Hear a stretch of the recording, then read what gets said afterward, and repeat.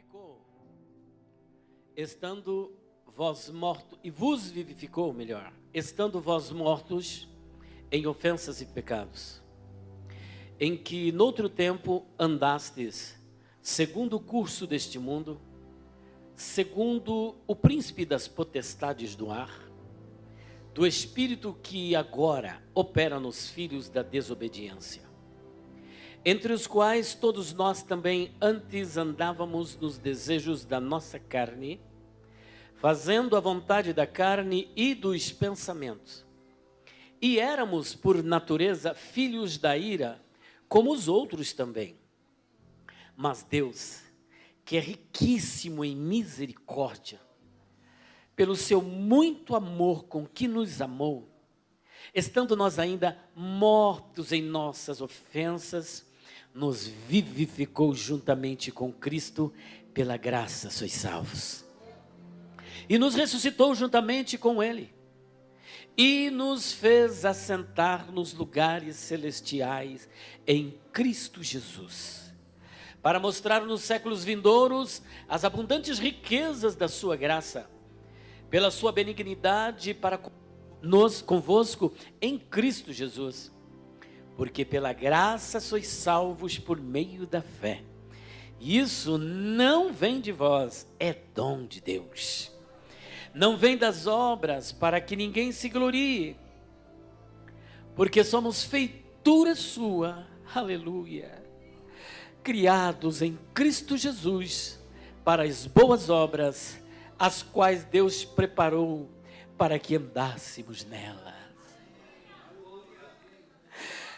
Senhor nosso Deus, nosso Pai que está nos céus, mais uma vez, Pai querido, nós estamos aqui diante da Tua presença, Pai, para Te glorificar, para Te adorar e bem dizer, pelo Teu amor, pelo calor do Teu Espírito, pela Tua graça que não tem faltado, e pela Tua misericórdia que nos tem sustentado, porque o Senhor não tem dado aquilo que realmente merecemos, mas a Tua graça, Senhor, nos sustenta, meu Deus querido, por isso nós Te louvamos.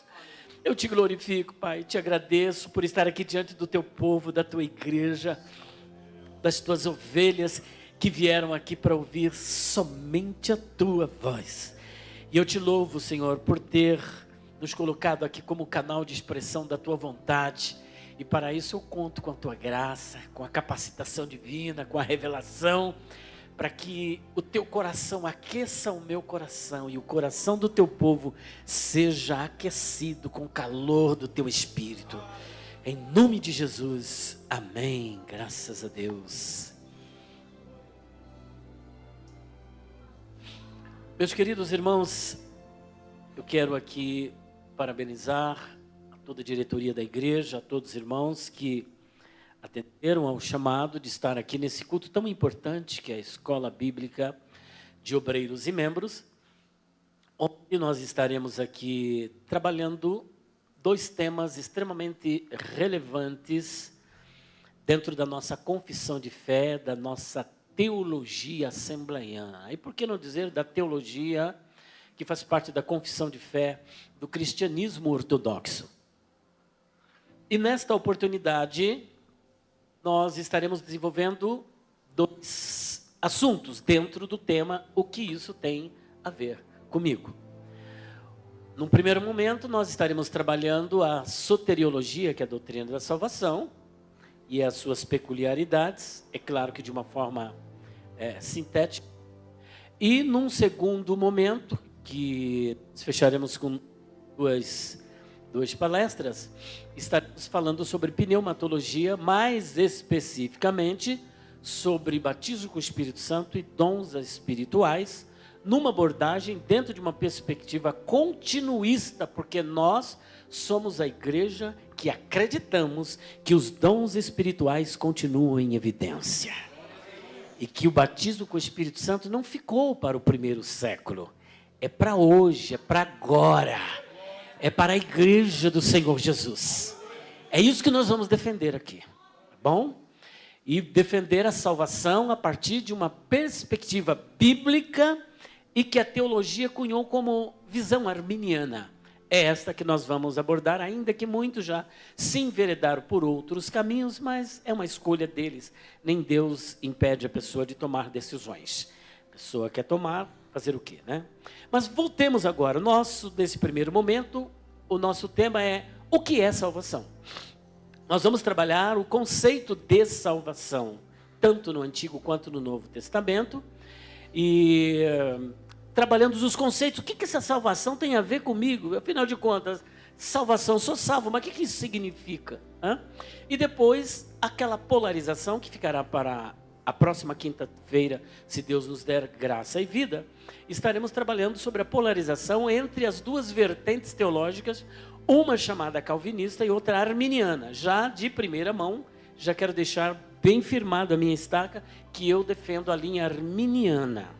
Tá? Então, é nessa direção que nós vamos trabalhar e vamos apresentar textos bíblicos que corroboram essa nossa assertiva. Por um momento, então, o que é salvação? Antes de tudo, eu quero dizer para os irmãos que esta epístola de Paulo, chamada também de Carta Paulina, ela faz parte de um grupo de epístolas, que Paulo, na verdade, escreveu 13 epístolas, mas há alguém que aventa a possibilidade de que ele tenha escrito 14, querendo com isso atribuir a epístola aos Hebreus a autoria paulina. Isso não é um fato. Existem indícios de que ele possa ter escrito, mas não há uma comprovação. Portanto, vamos nos acomodar àquilo que já se tornou comum, que ele escreveu 13 epístolas, e que é um legado muito grande, quase a metade de todo o Novo Testamento, foi escrito por Paulo. Olha que coisa linda, né? Sem contar que Atos dos Apóstolos conta muito da sua história, né? Do capítulo 13 até o capítulo 28, Paulo está reinando ali, claro que entre aspas, né? Na história do Atos dos Apóstolos. Mas o fato é que esta epístola, ela faz parte de um grupo de 5 epístolas conhecidas como Epístola da Prisão. Porque ele escreveu de uma prisão, pelo menos 5 ele escreveu da prisão, e esta é uma delas, a epístola aos Efésios, que ficava na Ásia Menor. E esta epístola, ela também é conhecida na teologia cristã como a rainha das epístolas, e existe um porquê de nós estarmos fazendo alusão a esta peculiaridade. A rainha das epístolas. E por que a rainha das epístolas? Porque nesta epístola nós encontramos o cerne da teologia paulina. Daquilo que é o suprassumo da revelação que Paulo recebe, está na carta aos Efésios. Para os irmãos terem uma ideia, há alguém que divide esta epístola em 3 partes. Do capítulo 1 ao 3, do capítulo 4 até o capítulo 6, versículo 9, e do capítulo 6, versículo 10 até o final. A primeira divisão, ela é resumida com um verbo. Temos 2 verbos, tá? Logo no início. O primeiro é assentar. Quando nós falamos de assentar, como vocês estão assentados, quem quer se assentar está buscando o quê? Interajam comigo, o que você está querendo? Você vem caminhando o dia todo, aí você quer um banquinho, para quê? Descansar. Esta é a palavra que eu queria ouvir. Vocês querem descansar. Portanto, a primeira divisão desta epístola, do capítulo 1 ao 3, Paulo fala de descanso, não fala de trabalho. Se existe algum trabalho que Paulo faz alusão, inspirado pelo Espírito Santo, esse trabalho a gente chama de Opus Dei, o trabalho de Deus e não o nosso trabalho. Capítulo 1, capítulo 2, capítulo 3, você não vai encontrar a igreja fazendo nada. Sabe por quê? Porque a salvação não é pelas obras, é pela graça de Deus. O que você é por causa da graça. O que nós somos é por causa da graça. O que você sabe é por causa da graça. O que você executa é por causa da graça. Você está indo para o céu por causa da graça. Você está aqui por causa da graça. É graça, é graça, é graça. E glória ao Deus da graça. Oh, adorado o nome do Senhor. Não fica nada para você envaidecer-se. Não fica nada para você se exaltar. Se você quer se gloriar, glorie-se na cruz de Cristo, de onde emana graça para a nossa vida. É graça, é graça, é graça.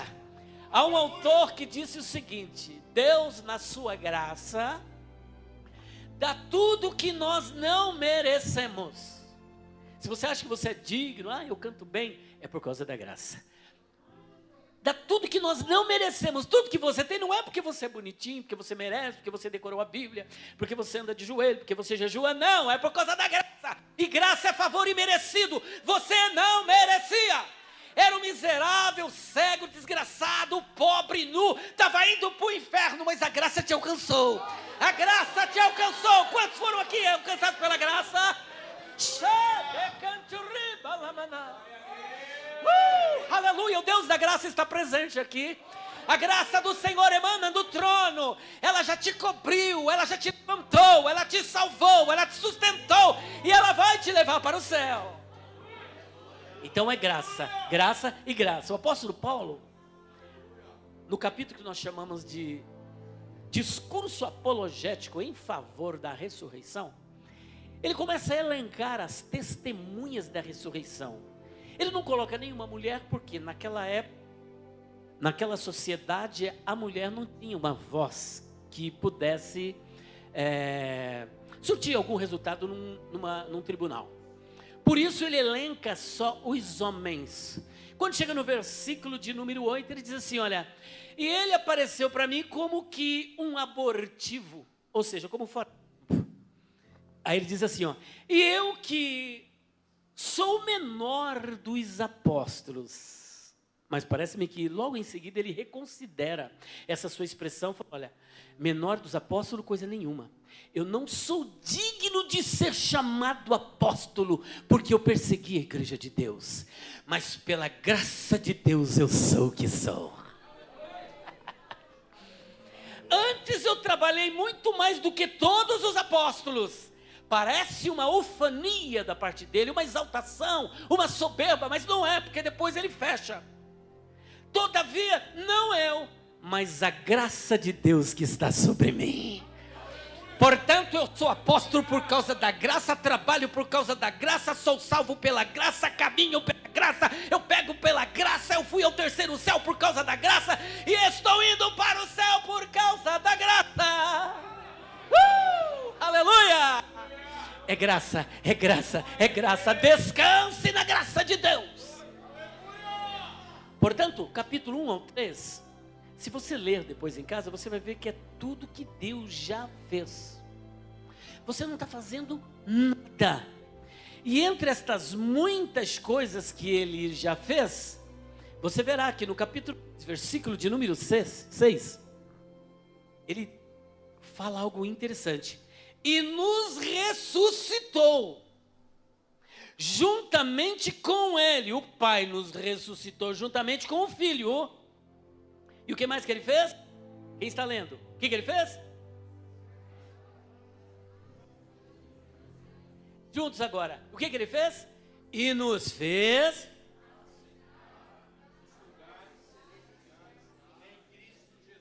nos fez assentar nos lugares celestiais. Portanto, você não está aqui, tá? Você está nos lugares celestiais, representado por Cristo lá em cima. Há uma posição do crente, isso aqui é a posição do crente. E entre essas muitas coisas que Ele fez, que é objeto da nossa reflexão nesta noite, é o versículo de número 8. Vamos ler? Versículo 8. O que é que Ele fez?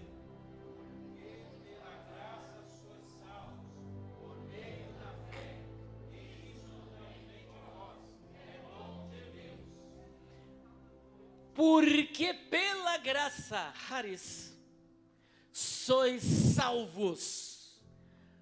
Você é salvo pela graça. Você é salvo pela graça. Então não se esqueça, isso não é mérito seu.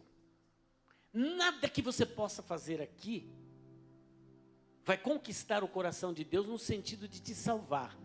Porque tudo que tinha que ser feito já foi feito na cruz do Calvário. O que diz respeito à sua salvação, você não tem que fazer nada. A graça te alcançou. Então, o autor que eu estava dizendo diz o seguinte: Deus, na sua graça, dá tudo o que nós não merecemos. E na sua misericórdia, Ele não dá aquilo que merecemos. O que nós merecíamos? Merecia a punição, a morte e o inferno. Mas por causa da graça, Ele te salvou.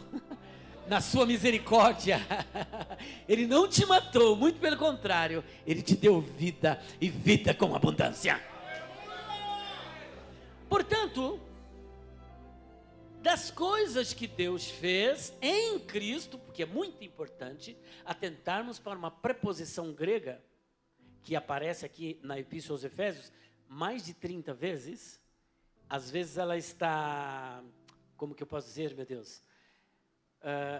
Em o, mais um, é uma contraída. Está a preposição mais um artigo, ou posição mais um nome, um pronome pessoal na terceira pessoa, em ele ou nele. Essa preposição em aparece cerca de mais de 30 vezes só na Epístola aos Efésios, mas cerca de 106 vezes nas Epístolas Paulinas. E essa preposição em, que em grego é en, que é a mesma em português, ela sempre vai transmitir uma ideia de ligação, através de, por meio de, por causa de, nele, em comunhão com Ele, por causa dele, por meio dele. Nunca é por causa de mim, é sempre por causa dele, por ele, para ele. Então em Cristo, sempre em Cristo, pode ver que se repete, ou nele, ou por ele, por meio dele, em comunhão com Ele, é quem está nele. Se não estiver nele, nada disso aqui vale para você. Mas se você está nele, tudo isso é para você. Descansar nele. Portanto, aqui nós temos a doutrina da salvação, que é uma destas coisas que nos foram conquistadas e que nos foi dada gratuitamente por Deus em Cristo Jesus. A primeira verdade que eu gostaria de compartilhar com vocês é que a salvação, preste atenção, não é um plano B de Deus. A salvação não foi um plano B de Deus. Como se Deus, nossa, e agora? Criei o homem, ele pecou, estou perdido. Tenho que elaborar alguma coisa para resolver o problema desse homem. Não. Deus, ele tem alguns atributos que nós chamamos de atributos incomunicáveis. Incomunicáveis porque ele não compartilha com o ser humano. Por exemplo, Deus é onisciente, significa que Ele conhece tudo, Ele sabe tudo. Dentro da sua onisciência, que é um atributo que Ele não comunica nem com os anjos, mas é um atributo exclusivo da Trindade, do Pai, do Filho e do Espírito Santo, existe um link chamado presciência. Dentro da onisciência, a presciência é a capacidade não apenas de conhecer tudo, mas conhecer tudo antes que esse tudo exista ou aconteça. Mas se analisarmos a partir da perspectiva de Deus, essa questão de tempo não existe, porque Deus, ele vive num eterno agora. Deus, ele é atemporal. Deus, ele é transcendental, de modo tal que para Deus não tem futuro e não tem passado. Deus vê o passado, o presente e o futuro como uma coisa só. Ele nunca é surpreendido por nada. Nós temos expectações daquilo que vai ocorrer. Deus, ele sabe com antecedência e ele está no governo da história. Dentro da onisciência também nós temos um outro atributo de Deus, que é o conhecimento médio de Deus, ou conhecimento intermediário. Deus sabe daquilo que possivelmente poderia acontecer caso alguém nascesse. Por exemplo, uma criança morreu no útero. Se ela viesse a nascer, quais seriam as suas decisões e como ela agiria? Deus sabe. Vocês querem um exemplo? Só estou aqui abrindo parênteses. Davi estava numa fortaleza chamada Keila. E Saul ficou sabendo, que era o perseguidor de Davi, ficou sabendo que Davi estava lá na fortaleza de Keila. E quando Davi soube que Saul sabia que ele estava escondido lá, como era do seu costume, ele consultava o Senhor para saber qual era a opinião de Deus em relação à atitude que ele queria tomar. Porque ele sabia que Deus conduzia os seus passos e Deus conhece o futuro. Gostoso quando você coloca os seus caminhos na presença de Deus e deixa Ele dirigir os seus passos. Porque nós achamos que sabemos alguma coisa, mas não sabemos nada. Quer exemplo? Alguém poderia olhar para mim a ponta do nariz e dizer como que é? Olha aí para mim. Agora, pode ver, olha aí. Olha a ponta do seu nariz, pode olhar. Eu estou tentando olhar o meu. Quem? Tente. Conseguiu?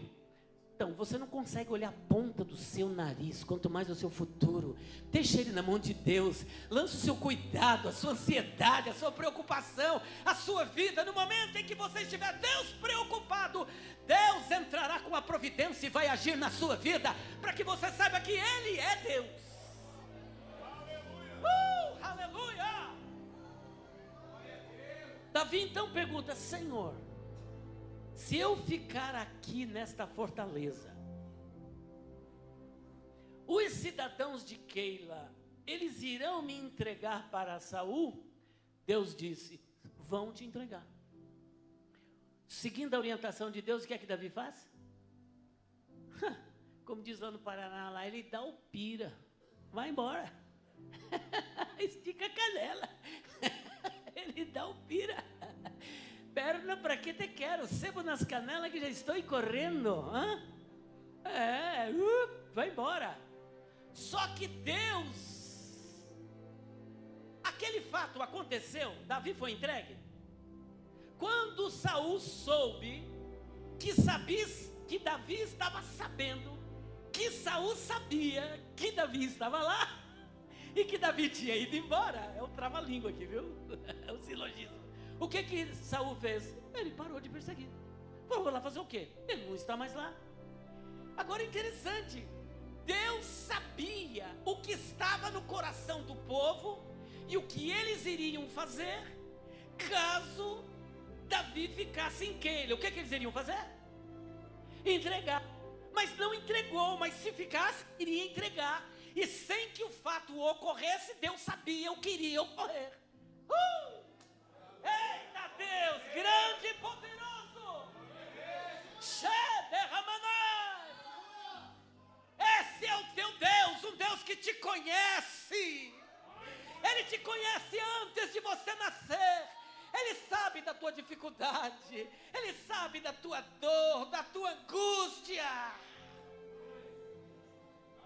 Você pode descansar nesse Deus? Dá para colocar sua vida na mão desse Deus?